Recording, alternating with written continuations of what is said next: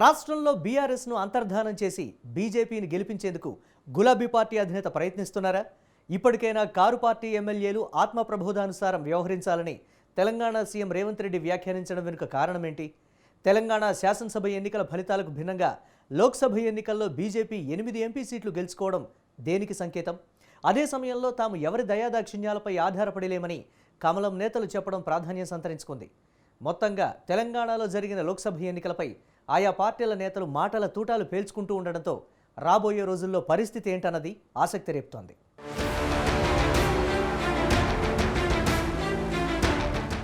6 నెలల్లో scene reverse అయింది. అవును, 2023 నవంబర్లో జరిగిన తెలంగాణ శాసనసభ ఎన్నికల్లో కాంగ్రెస్ పార్టీ విజయం సాధించగా బీఆర్ఎస్ పార్టీ ప్రతిపక్ష స్థానానికి పరిమితమైంది. ఇక బీజేపీ కేవలం 8 ఎమ్మెల్యే స్థానాల్లో మాత్రమే విజయం సాధించింది. కానీ ఇటీవలే జరిగిన పార్లమెంట్ ఎన్నికల్లో మాత్రం తెలంగాణ రాజకీయ ముఖచిత్రం మారిపోయింది. అప్పట్లో పోటీ కాంగ్రెస్ బీఆర్ఎస్ మధ్య ఉండగా ఇప్పుడు లోక్సభ విషయానికొచ్చేసరికి కాంగ్రెస్ బీజేపీ డి అంటే డి అన్నట్లుగా ఫలితాలు సాధించారు. చెరో 8 ఎంపీ సీట్లలో విజయం సాధించి సమవుజ్జీలుగా నిలిచాయి. 6 నెలల క్రితం ప్రతిపక్ష పాత్రకు పరిమితమైన బీఆర్ఎస్ ఇప్పుడు కనీసం ఒక్క స్థానంలో కూడా విజయం సాధించకపోవడం గులాబీ పార్టీ శ్రేణుల్లో నిరుత్సాహం నింపగా కాంగ్రెస్ పార్టీ మాత్రం అటు బీజేపీ ఇటు బీఆర్ఎస్ పై మాటల తూటాలు పేలుస్తోంది.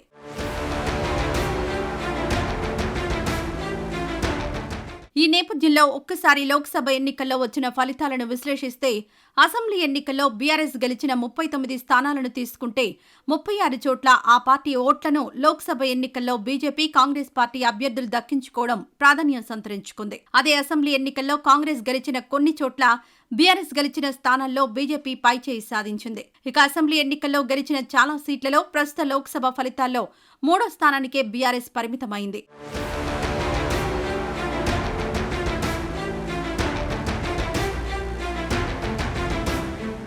అయితే కాంగ్రెస్ పార్టీ గెలిచిన 8 పార్లమెంట్ స్థానాల పరిధిలో చూస్తే 56 అసెంబ్లీ సెగ్మెంట్లలో హస్తం పార్టీయే ఆధిక్యతను కనబరిచింది. కానీ బీజేపీ గెలిచిన 8 పార్లమెంట్ సీట్ల పరిధిలోని 56 అసెంబ్లీ సెగ్మెంట్లలో కమలంతో పాటు హస్తం కూడా కొన్ని చోట్ల గట్టి పోటీ ఇచ్చింది. కేవలం 3 చోట్ల మాత్రమే బీఆర్ఎస్ మొదటి స్థానంలో నిలిచింది. ప్రధానంగా తెలంగాణ అసెంబ్లీ ఎన్నికల్లో బీఆర్ఎస్ గెలిచిన గజ్వేల్, సిద్దిపేట, దుబ్బాక మినహా మిగిలిన అసెంబ్లీ సెగ్మెంట్లలో ఆ పార్టీ ఓట్లను కాంగ్రెస్ బీజేపీ పంచుకున్నాయి. దీంతో గులాబీ పార్టీకి గట్టి ఎదురుదెబ్బ తగిలింది.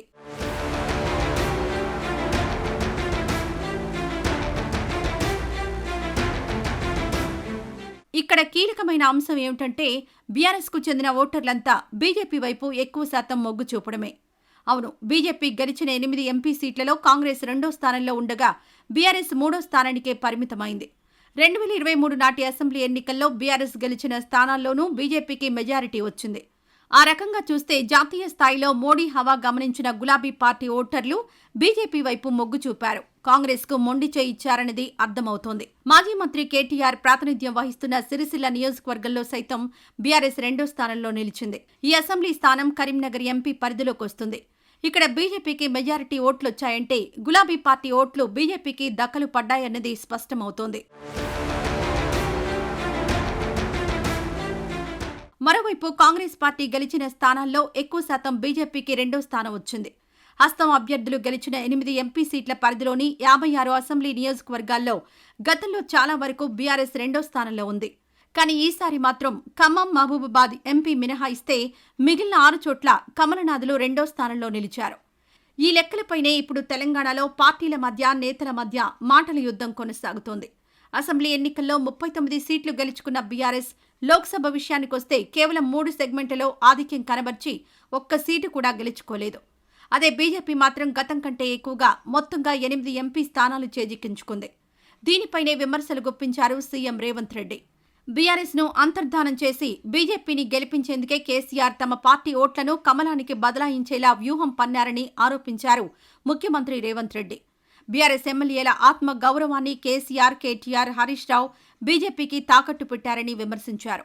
ఇప్పటికైనా గులాబీ పార్టీ ఎమ్మెల్యేలు ఆత్మ ప్రబోధానుసారం వ్యవహరించాలని సూచించారు రేవంత్ రెడ్డి. తెలంగాణ రాష్ట్రంలో తనంతల తానే అంతర్ధానం అయిపోయి ఈరోజు బీజేపీని గెలిపించడానికి చంద్రశేఖరరావు గారు ఒక దురాగతానికి పూనుకున్నాడు అని అంటే ఈరోజు మనం అర్థం చేసుకోవాలి.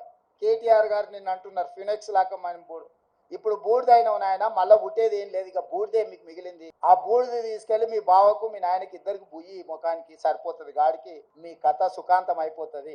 చరిత్రలో ఆ పార్టీ పుట్టినప్పటి నుంచి ఈ రోజు వరకు పార్లమెంటులో ప్రాతినిధ్యం లేకుండా ఉన్నది ఇది మొదటిసారి. ఇంత అచేతనావస్థలో ఇంత దుర్భరమైన పరిస్థితి కు దాపురించిందంటే చంద్రశేఖరరావు గారి నాయకత్వము, కేసీఆర్ కుటుంబాన్ని ఏ రకంగా తెలంగాణ సమాజం గమనిస్తుందో వాళ్ళిద్దరు ఆలోచన చెయ్యాలి. అదే సమయంలో రాష్ట్రంలో అధికారంలో ఉన్న కాంగ్రెస్ పార్టీకి తక్కువ ఎంపీ సీట్లు రావడంపైన స్పందించారు రేవంత్ రెడ్డి. 100 రోజుల తమ పాలనపై ప్రజల్లో విశ్వాసం ఉందని చెప్పుకొచ్చారు ఆయన. అసెంబ్లీ ఎన్నికలతో పోలిస్తే తమ ఓట్ల శాతం పెరిగిందని అన్నారు. 2019లో 3 ఎంపీ సీట్లు సాధించగా ఈసారి 8 స్థానాలను దక్కించుకున్నామన్నారు. అయితే తాము ఆశించిన దానికంటే కొన్ని సీట్లు తక్కువ వచ్చిన మాట వాస్తవమేనన్న ఆయన రాష్ట్రంలో కాంగ్రెస్ పార్టీ జయాపజయాలకు పూర్తి బాధ్యత తనదేనని వ్యాఖ్యానించారు సీఎం రేవంత్ రెడ్డి. 17 ఇట్లలో 8 సీట్లలో గెలిచినాము.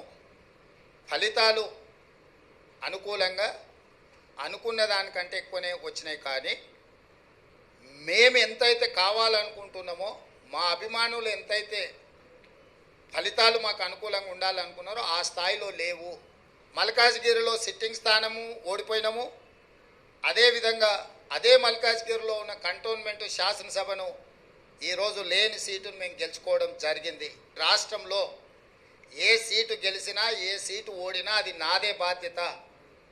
ఈ పిసిసి అధ్యక్షుడిగా, రాష్ట్ర ముఖ్యమంత్రిగా రాష్ట్రం నలుమూలలో వచ్చే ఏ ఫలితాలైనా నేనే తీసుకోవాలి.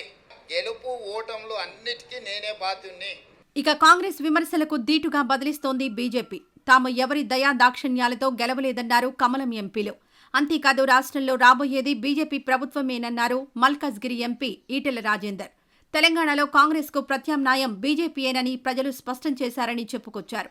అంతేకాదు కాంగ్రెస్ పార్టీకి సొంత బలం ఉంటే మల్కాజ్గిరి, మహబూబ్ నగర్లో ఎందుకు గెలవలేకపోయిందని విమర్శలు గుప్పించారు. కాంగ్రెస్ పార్టీ బలంతో గెలవలే. వీళ్ళ పథకాల వలనో, వీళ్ళ వ్యూహాల వలనో, వీళ్ళ గొప్పతనం వలనో వీళ్ళు నచ్చి ఓటేయలే. కేసీఆర్ గారిని గద్దెదించాలని చెప్పి ప్రజలు భావించిండ్రు. అప్పుడున్న పరిస్థితులలో గద్దెదించడానికి ఆల్టర్నేట్ ఎవరైనా చూసి వాళ్ళకి వేసింది తప్ప వాళ్ళ బలం కాదు అది. ఇప్పుడు వాళ్ళు నిజంగానే వాళ్ళ బలమే అయితే ఇవాళ ఇక్కడ ప్రభుత్వం వచ్చింది, వాళ్ళకు విశ్వాసం వచ్చింది, యంత్రాంగం అంతా వాళ్ళ చేతుల్లో ఉంది, డబ్బులు వాళ్ళు ఇచ్చినప్పుడే ఖర్చు పెట్టిండ్రు. ఎందుకో గెలవలేకపోయిండు రేవంత్ రెడ్డి గారి సిట్టింగ్ సీటు, ఎందుకో గెలవలేకపోయిండు ఇవాళ మహబూబ్ నగర్లో. ఇష్యూ ఏంటంటే ఆనాడు కూడా వీళ్ళకు బీఆర్ఎస్ పార్టీ మీద, కేసీఆర్ మీద ఉన్న కోపంతో ఓట్లు వేసింది తప్ప వీళ్ళకి కాదు. ఇప్పుడు ఎట్లా పడ్డాయి ఓట్లు? ఇక ఈ బీఆర్ఎస్ పార్టీ ఇప్పుడు ఉన్న పరిస్థితి కాదు, ఇక్కడ లేదు, అక్కడ ఓటెత్తే వచ్చేది కూడా లేదు. ఓటు వేయాల్సింది బీజేపీకే. ఈ రాష్ట్రం బాగుపడాలంటే, దేశం పురోగమించాలంటే బీజేపీకి అని చెప్పి భావించింది. సొంత జిల్లాలో ఎంపీని సైతం గెలిపించుకోలేకపోయారంటూ సీఎంపై సెటైర్లు వేశారు మెదక్ ఎంపీ రఘునందన్ రావు. బీఆర్ఎస్ ఓట్లు బీజేపీకి బదిలీ అయ్యాయన్న ఆరోపణలను గట్టిగా తిప్పికొట్టారు ఆయన. 8 స్థానాల్లో నెగ్గిన కాంగ్రెస్ కు బీఆర్ఎస్ ఓట్లు బదిలీ అయ్యాయా అని ప్రశ్నించారు. మాజీ మంత్రి హరీష్ రావు తనకు మద్దతిచ్చినట్లుగా తప్పుడు ప్రచారం చేయడం సరికాదన్నారు రఘునందన్ రావు. రఘునందన్ రావును గెలిపించేందుకు సిద్దిపేటలో హరీష్ రావు అనేటోడు బీఆర్ఎస్ పార్టీ ఓట్లని బీజేపీ పార్టీకి వేయించిండు అని మాట్లాడిండు. నేను అడుగుతున్నా, నాకు సంస్కారం ఉంది, నాకు చదువు చెప్పిన సార్లు కొంచెం మంచి చదువు చెప్పారు. నేను లాస్ట్ టైం కూడా రేవంత్ రెడ్డి మెదక్కి వచ్చి నా గురించి మాట్లాడినప్పుడు చెప్పిన, రేవంత్ రెడ్డి నేను నీకంటే 2 ఆకులు ఎక్కువ చదువుకొని వచ్చిన. మొత్తంగా తెలంగాణలో చెరో 8 లోక్సభ స్థానాలు గెలుచుకున్న కాంగ్రెస్, బీజేపీ ఇప్పుడు ఒకరిపై మరొకరు విమర్శల బాణాలు సంధించుకుంటున్నాయి.